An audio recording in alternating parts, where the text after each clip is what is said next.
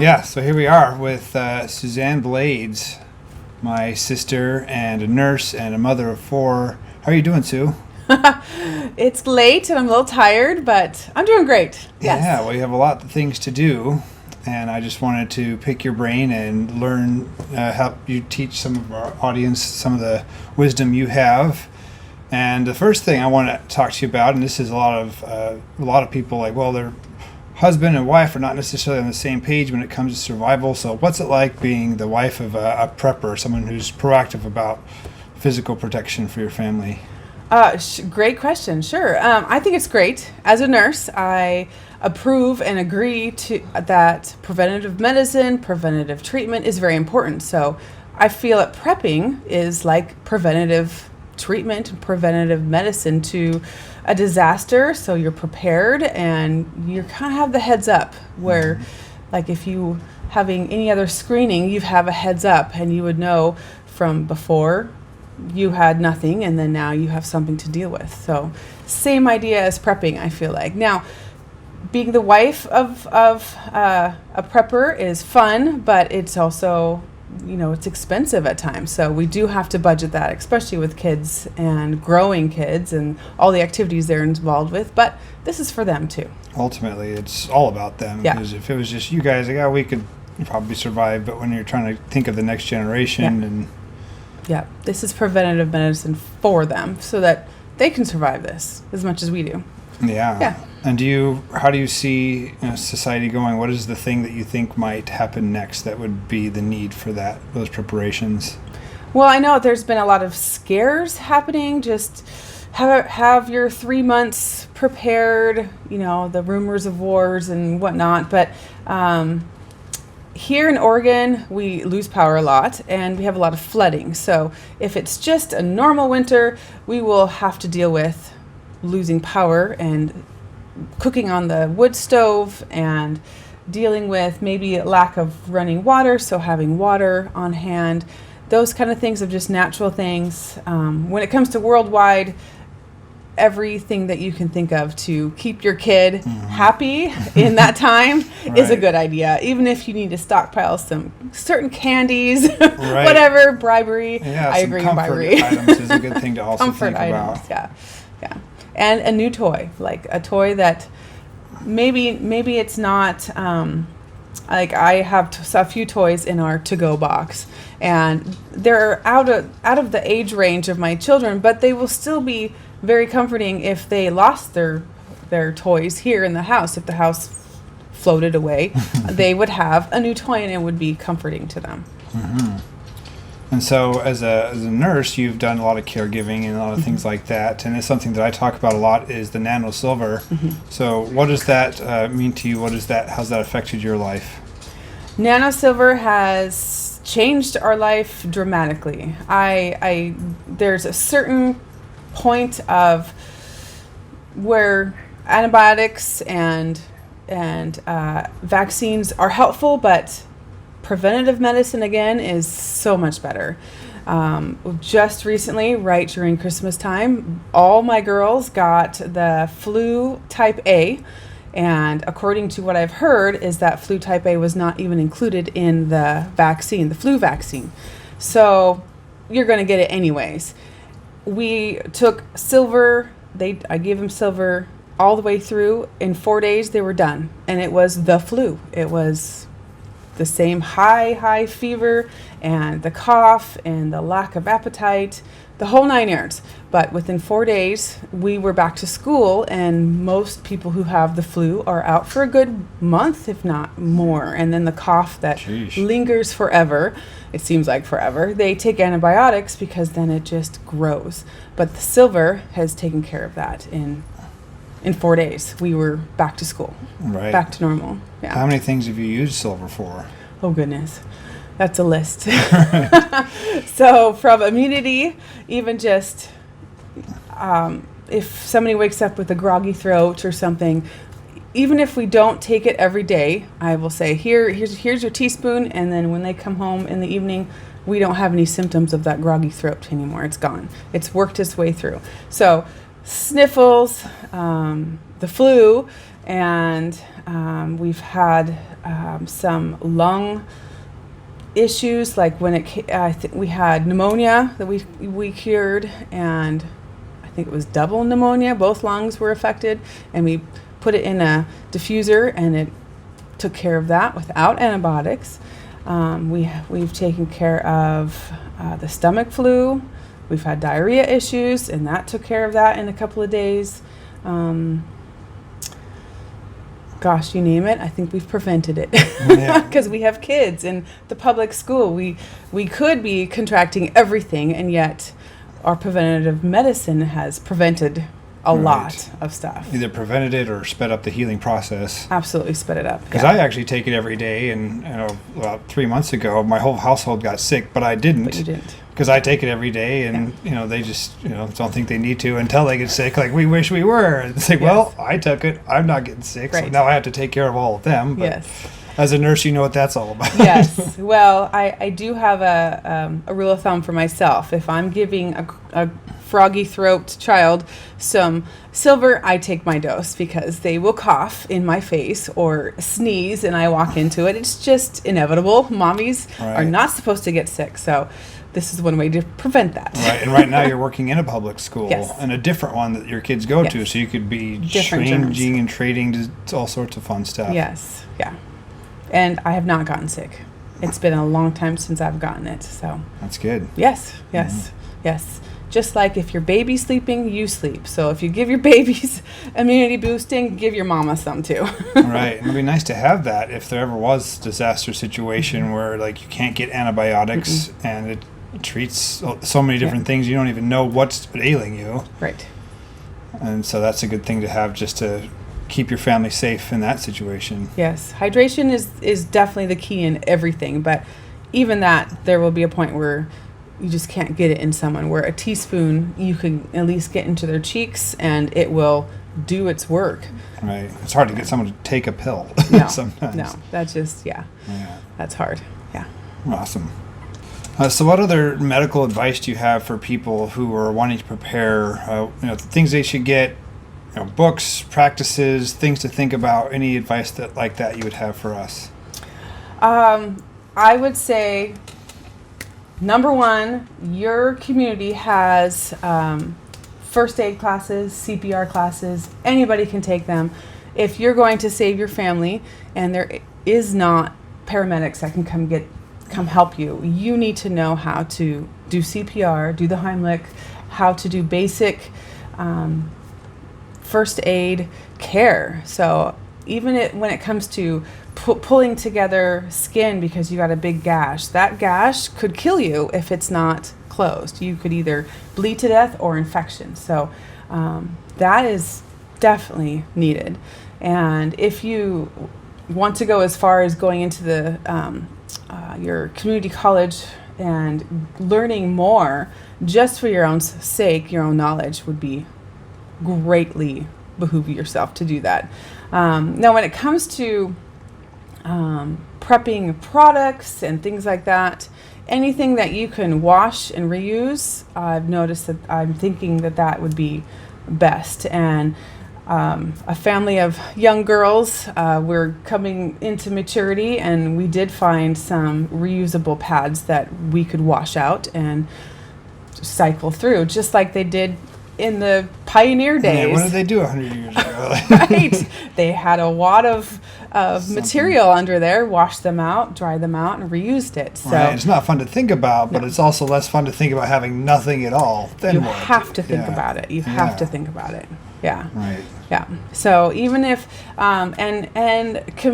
creating somewhat of a community, and it is kind of hard to talk about it to some people, because you will find out right away that they say, no, we're not preppers, we're just going to drive off into the sunset and let it happen. Right. Well, reality is they'll probably be at our door because they know that we are prepared. So creating like-minded friends. So not just creating, but finding out who they are, and that even just, hey, mom and dad, you should have an extra bucket of survival food. And they sell them in buckets, or you can go, have a whole storage unit of it, whatever. But just to have a little, hey, it's a good idea. I know this, the Oregon Statesman's Journal put out last summer a whole series of one step at a time how to be prepared. And I think theirs was about 72 hours.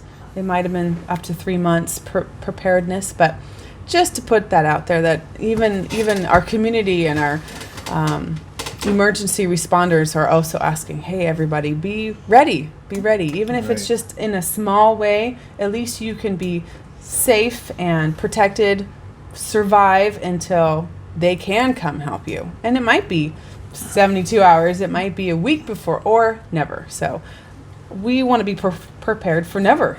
Because honestly, if I was in the hospital and taking care of patients, and knowing my family's at home and a big catastrophe is happening, I'm going to go home. They are my priority. I'm the patient. I love them to pieces. I will do what I can, but in the end of the day, it's my family. Then I have to survive as well. So there might not be much at the hospital at that time. Right, and that's a lot of people expect, oh, it's the police, the fire department, they're going to come save me. It's like, they'll have families too. They're going to be going, and I've heard this from the fire chief of the town I live in, like, we're all going home first. We're not coming to your house first. Yes. Once our family's secure, then we'll think about coming to help you. Coming to your house. But everyone's just like, oh no, they're civil servants. They're going to take care of us. It's they're not. They have babies at home too. Yeah. And wives and husbands and grandmas and grandpas and everyone that they are responsible for as well. Right. Yeah. So CPR classes, first aid classes, get together a kit of everything that you need to be prepared. Think ahead. So if it has a nurse, we think these things. So if it happens to you, you're allowed to talk about it. So if it happens to your body, you need to think about all of those things and how to be prepared for it, just like the reusable menstruation pads. So everything that you would possibly need, think about it and have that set aside, prepared for that 72 hours to weeks, months, whatever will happen. Of course, I have hope that it will never take months and months and months to get back to normal civilization, whatever that is after a big catastrophe. But it happens. It could happen. Right. Being on the coast, if that subduction dome does go off, like, it will take months. It will take a long time. To rebuild infrastructure for however many cities all the way up the coast. Yeah. Like, it's not fun to think about, but it's just good to be prepared. Yeah. Yeah, and we I know the schools have done evacuation plans with the kids, and we've ran through them together, and they have us map out how you're going to escape the house if there was a fire here or a fire there, or what would you do in an earthquake. They practice this at school, practice it at home, and I have my king's table in our dining room that I love because it is stronger than strong. We've all sat on it before, and it's mighty. So if an earthquake happens, I have told the kids, if you're here in the living room, we all go underneath that table until it stops shaking, and then we go to our safety spot. Mm-hmm. And we've practiced it, and it helps that anxiety of the children relax a little bit because they know what to plan for or what to think about, even if you don't want to think about it, but at least they know, and you're not trying to instruct them when they're freaking out. Because freaking out children... They do as we practice. Don't try to figure it out now. Don't figure it out. Just get to the safety spot. That's great. Yes. It's good that you have that in place. Yeah. So one last question I had for you is, what role does love play in disaster?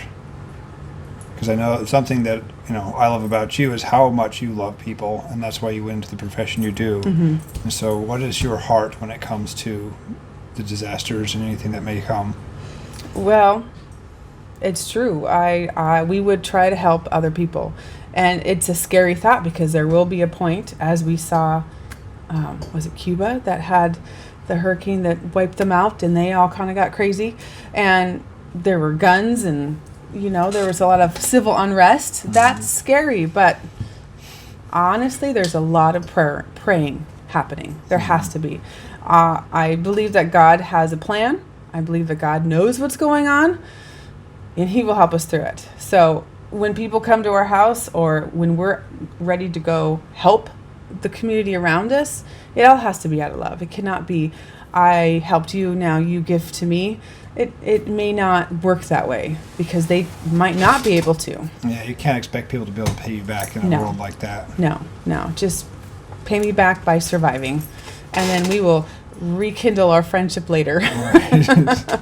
Yeah, but yeah, love will do what love is important, and just respect for co-human beings and animals. Our pets are going to be involved in it as well. And but if you have any faith at all of whatever you believe in, hold on to that, because that will help our entire civilization as humans move on to the next stage of healing after such a whatever catastrophe it would be. Right. Yeah. And that's definitely something that I want to emphasize to people is the love and taking care of others, and not just the stigma around prepping is where we're all just going to get guns and shoot each other and just like, unfortunately, that's what Hollywood has shown us. This is just like, oh, it's just the Wild West. And I was even confronted in a restaurant when I was talking to someone about this who was an anarchist, and I was talking about anarchy, and he confronted me like, you don't know what anarchy is. I'm like, I know exactly what anarchy is. If you like that coffee you're drinking in that bathroom that flushes, like that, anarchists are going to take that away. And it was, I was a little set aback, but I do live in Portland, so they're everywhere. But it's just sad to see that, you know, and I just I want to give, communities and families a chance to work together, help the people around them, get prepared now, so when it does happen that they'll be able to do what they need to do. But creating that community of like-minded people will definitely help. Yes, there is a place for concealed weapons and having those ready and knowing how to use them. Take the concealed weapons course. Learn how to use it without needing to use it in an emergency and having no clue how to get the safety off. That's not going to help you. Right. Yeah, it might happen, but we pray not. But again, be prepared. Just have it ready. And it's not just for men. Women need to learn how to use guns. They do make pink guns. Pink guns? Yes, they're pretty. Shooting in style is important. You have to like it. Yeah, right. Yeah, we might as well put some bedazzles on there. Why not? Why not? Yeah. All right. Well, thank you for talking with me and sharing your advice. And, if there's any last parting words you have or anything you want to tell us or them or... Well, we just recently did this. We got to-go bags for all 6 of us. So not just mom and dad, because I had little backpacks kind of half-heartedly trying to get them prepared. And then the thought came, what if my child gets separated from me? Will they survive with this little flimsy whatever pack I had? No, there wasn't easy food. There wasn't a change of clothes. There wasn't an emergency blanket. No, they would not. They would struggle through the night. They do have, and now their backpack is probably too heavy for them to carry. However, if the case does happen, we've practiced, put your backpacks on and we get out, then I know that they have emergency high-calorie food, some candy, because that is definitely a comfort thing for a kid, but easy food, water packets, emergency blankets, and one of them even has a tarp. Like, just throw this over in a bush so you can get under it. Somehow make yourself comfortable. You're going to be scared, but start blowing that whistle. We'll find you.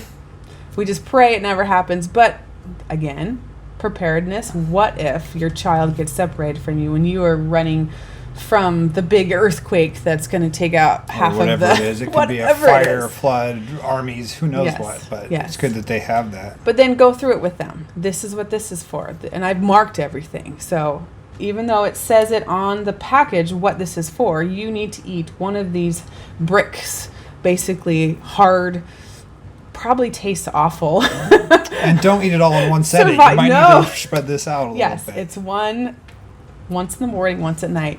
But then that's where the easy food comes in handy, is just open the package and eating like little protein bars, things. And if they're allergic to something, make sure it's the food that they can have. And if they're diabetic, whatever it is, make sure that there's a supply in there for that kid with easy instructions that they can read, or picture instructions. My 6-year-old probably will not be able to read everything, but I did write pictures or drew what I can do. Like, her chore chart has pictures of a bed. Make your bed. feed the cat, but they're pictures so that she can appropriately understand what to do with it. I pray she's never separated from us ever.